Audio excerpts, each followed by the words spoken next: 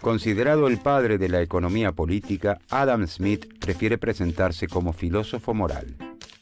Nace en Kirkcaldy, un pequeño poblado de Escocia, en 1723.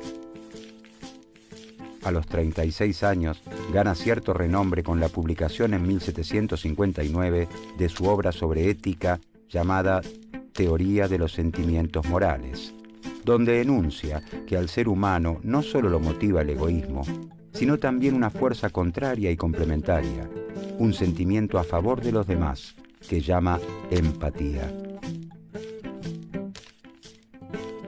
Estamos en los albores de la Revolución Industrial y la prosperidad que Smith descubre en Glasgow despierta su atención, que se concentrará en las prácticas mercantiles de sus vecinos para tratar de explicar como buen filósofo qué es el nuevo mundo que lo rodea. Desde 1763, Adam Smith recorre durante 3 años Toulouse, Ginebra, París y Londres. Conoce a Quesnay y a Turgot, los fisiócratas franceses, y a los iluministas Voltaire, Diderot y Benjamin Franklin y sus ideas de libertad que inspirarán la Revolución Francesa. Embebido de este espíritu de época que busca comprender los fenómenos de manera científica, enfrentado al pensamiento religioso, escribe su segundo libro, una investigación sobre la naturaleza y causas de las riquezas de las naciones, que verá la luz en 1776 y será conocido como La riqueza de las naciones. Este es considerado el primer libro de economía moderna y el primero en sistematizar científicamente las bases del capitalismo.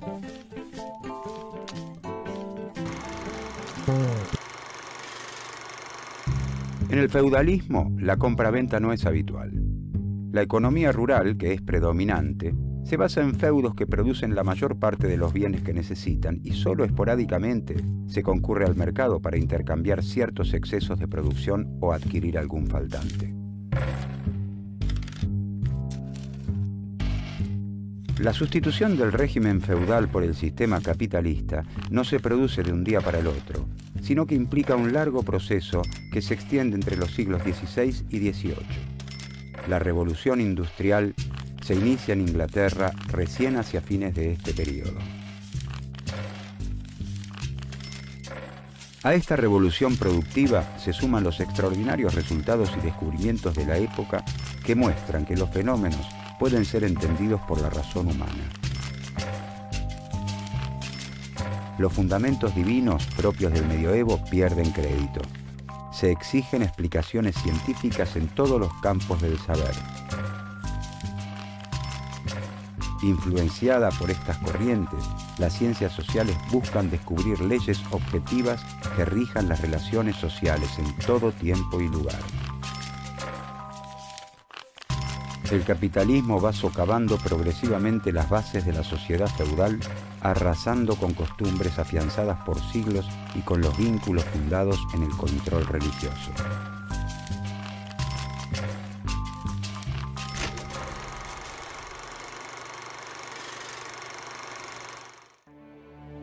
En ese entonces coexisten en Europa distintas formas de producción. Por un lado, los artesanos elaboran bienes en sus talleres. El ebanista, con sus máquinas, sus herramientas y sus maderas, fabrica todo tipo de muebles para que un comerciante los venda en los mercados. En este caso, los medios de producción siguen perteneciendo al trabajador. El mercader vende los muebles que fabrica el artesano ebanista.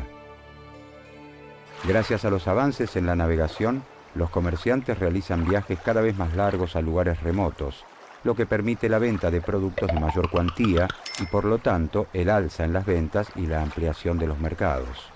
El mercader recibe pedidos de otros mercados, donde se espera que se utilice una madera particular y que los muebles reciban un orlado determinado, con unas herramientas especiales que en Europa no se utilizan. Como la adquisición de esa materia prima y de las herramientas escapa ya al bolsillo del artesano, es el mercader quien las compra y pone a disposición del ebanista. Con el tiempo, cada artesano va trabajando en forma exclusiva con un mercader, quien le compra toda su producción y hasta le entrega las materias primas necesarias. La forma de producción distintiva de la época es la manufactura. El principal cambio está relacionado con la manera en que se organiza la producción. En lugar de trabajar en sus talleres, los artesanos se reúnen bajo un mismo techo a las órdenes de un nuevo actor, el capitalista industrial. Este es el dueño de las máquinas, las herramientas y las materias primas, y le indica a cada uno de los trabajadores qué actividad debe realizar.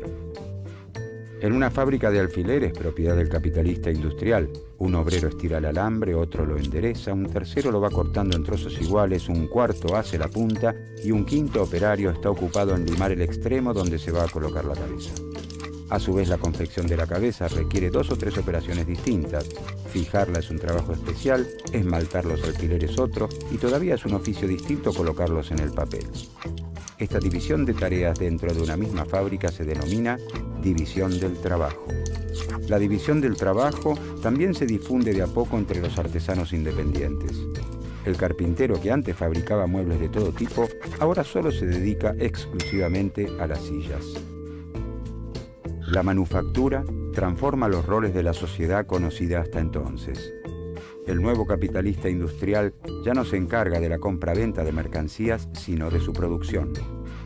Es durante la fabricación que obtiene su ganancia. De hecho, no va al mercado. Esto lo hace el mercader, que vive de comprarle lo más barato posible al industrial y vender lo más caro que pueda en el mercado.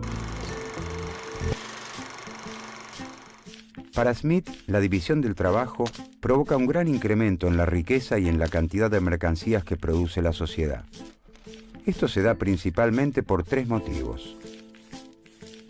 La especialización aumenta la habilidad del trabajador para hacer la actividad que le toca.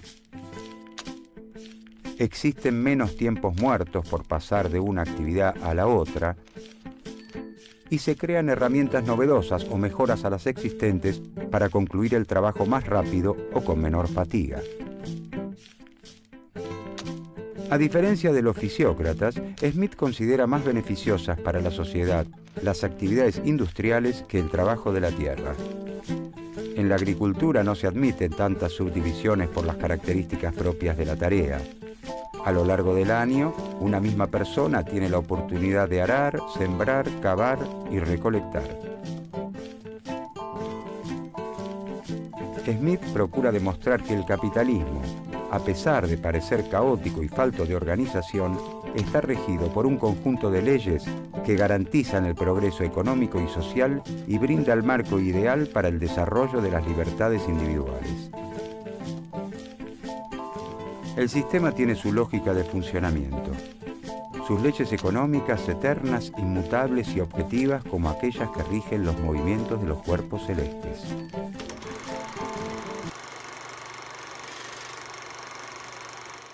Smith cree que la fuente de toda riqueza es el trabajo de una nación. Pero no todo trabajo crea valor, sino que existe un trabajo productivo y uno improductivo. El primero es el realizado por los obreros, los comerciantes y los capitalistas industriales.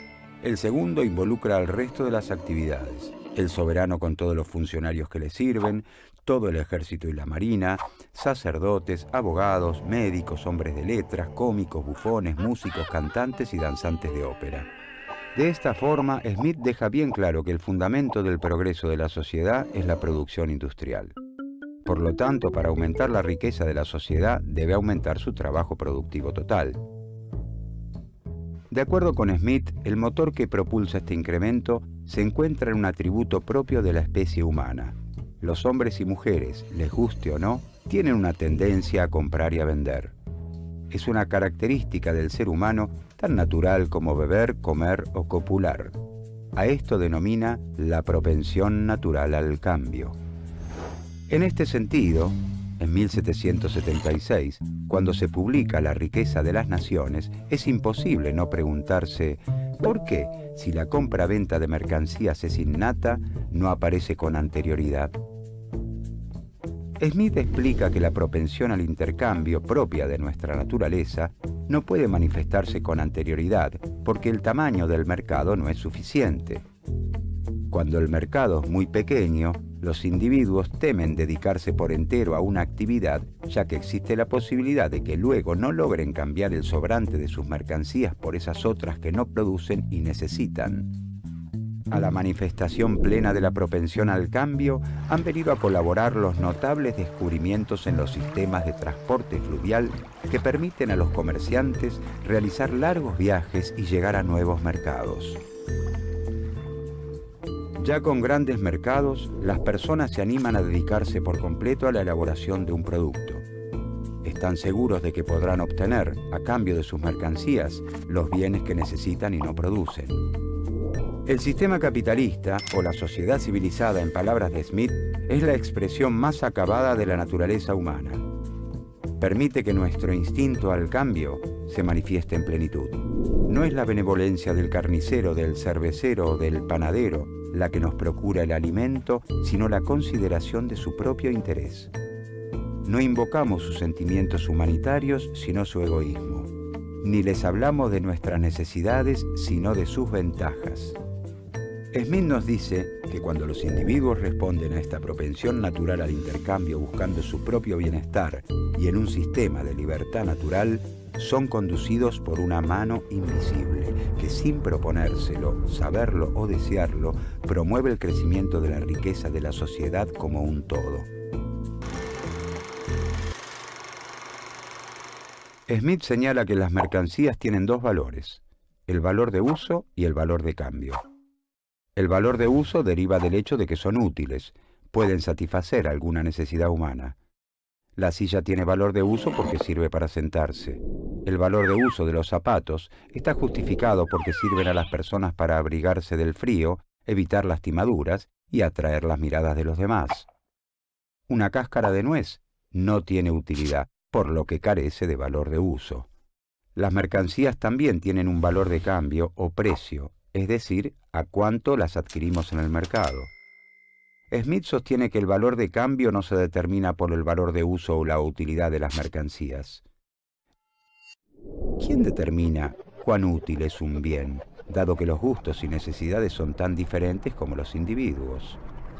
Si pudiéramos sopesarlo, diríamos que el valor de uso de un bife de chorizo es altísimo para un amante de la carne y nulo a la vista de un vegetariano. ¿De dónde surge entonces el precio? En la sociedad ruda y primitiva, es la cantidad de trabajo utilizada en la producción de las mercancías lo que rige el intercambio. Si para producir un par de zapatos se emplean 2 horas de trabajo y para terminar una silla se necesita solo una, entonces el zapatero exigirá al ebanista 2 sillas a cambio de un par de zapatos. Nos encontramos ante la ley del valor trabajo. En la sociedad capitalista, con el desconocimiento sobre los tiempos necesarios para la producción de los bienes fabricados por otros y la participación de los capitalistas y terratenientes, Smith considera que la ley del valor trabajo deja de operar. Abandona el camino recorrido hasta entonces y asegura que el precio ya no está determinado por el trabajo incorporado. En uno de sus aportes más importantes y originales, Smith enuncia las diferentes clases sociales que componen la sociedad moderna. Los trabajadores, los capitalistas y los terratenientes. Cada clase es dueña de los 3 factores necesarios para la producción. El trabajador es dueño de la fuerza del trabajo y recibe como retribución un salario. El capitalista es dueño del capital y a cambio recibe un beneficio. Y finalmente el terrateniente, como dueño de una porción de tierra, recibe un ingreso generado por quienes la trabajan. Smith desarrolla entonces la teoría de los costos de producción y dice que el precio de una mercadería surge de sumar el salario, la ganancia y la renta que se paga a quienes están involucrados en el proceso productivo.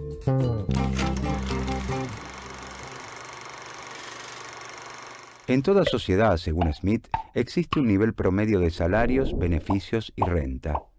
Dichos niveles son llamados niveles naturales. Cuando el precio de venta alcanza a pagar exactamente los salarios de los trabajadores, el beneficio del capitalista y la renta del terrateniente de acuerdo con sus niveles naturales, la mercancía se vende por lo que realmente vale. Este es el precio natural. pero el precio al que efectivamente se vende la mercancía o precio de mercado puede ser igual, mayor o menor a este precio natural. Todo depende de las cantidades de mercancías ofrecidas y demandadas en el mercado. ¿De dónde surge el precio de mercado? La cantidad de una mercadería que se lleva al mercado constituye la oferta. La cantidad requerida por todos los que están dispuestos a pagar el precio natural de esa mercancía es la demanda. Cuando la oferta no alcanza a abastecer la demanda, algunos de los compradores estarán dispuestos a pagar más por ella. La competencia que surge entre los compradores hará subir el precio de mercado por sobre el precio natural. Entonces, el precio de mercado será mayor que el precio natural. Es lo que ocurre con las frutas de estación fuera de temporada. Por ejemplo, el precio de mercado de las frutillas aumenta durante la época invernal al disminuir la oferta. Cuando la cantidad de una mercancía que se lleva al mercado excede la demanda requerida por los compradores, no es posible vender todas las mercancías al precio natural y la competencia entre los vendedores, que dependerá del apuro por desprenderse de sus mercancías, hará bajar el precio de mercado por debajo del natural. Promediando la primavera, el precio de mercado de las frutillas baja porque sube la oferta. Cuando la oferta y la demanda son iguales, el precio natural y el precio de mercado coinciden y nos encontramos en el precio de equilibrio del mercado. Estamos ante la ley de la oferta y la demanda.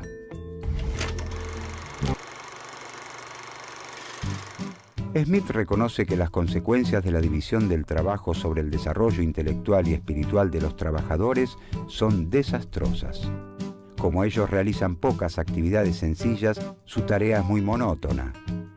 Esto entorpece al trabajador y lo incapacita para realizar otras actividades. Smith admite también que los capitalistas y trabajadores tienen intereses contrapuestos, por lo que existe posibilidad de conflicto. El trabajador quiere que su salario sea lo más alto posible, mientras que el patrón quiere pagar lo mínimo. Pero en esta negociación, trabajadores y capitalistas no se encuentran en igualdad de condiciones. Smith reconoce el poder de acuerdo con el que cuentan los capitalistas para mantener los salarios bajos y nota que el derecho protege a la clase burguesa. Además, el hecho de no contar con las máquinas y herramientas necesarias para producir coloca a los trabajadores en una situación de dependencia con respecto al capitalista. Sin embargo, Smith defiende el sistema capitalista y lo cree necesario para el progreso de la sociedad. Así como cada abeja construye su hexágono sin saber que está construyendo junto a otras un panal, cada uno de los individuos busca la inversión más rentable para el capital con el que cuenta y un orden natural, o mano invisible, lo guía hacia el beneficio de toda la sociedad. Como el interés personal es la fuente del progreso económico y del bienestar general, los individuos deben poder tomar sus decisiones libremente. Smith recomienda la libertad de mercado y la eliminación del proteccionismo alentado por los mercantilistas. Cree que con la libre competencia y el desarrollo de la economía capitalista, no solo crecerá la riqueza de las naciones, sino que también mejorarán las condiciones de vida de los más pobres. Por su parte, el gobierno debe garantizar la defensa contra agresiones extranjeras, la justicia, las obras e instituciones públicas y la protección de la propiedad privada. Adam Smith fue un agudo pensador, fundador de la economía política, la expresión de un espíritu en los albores del sistema capitalista y la revolución industrial. La riqueza de las naciones marcaría a los más influyentes pensadores del siglo XIX y aún hoy sigue inspirando a los defensores del libre mercado. En su libro, Smith sostiene que a pesar de parecer caótico y falto de organización, el capitalismo se rige por leyes que garantizan el desarrollo de las sociedades. Y son esas leyes las que Smith, a través del método científico, busca describir.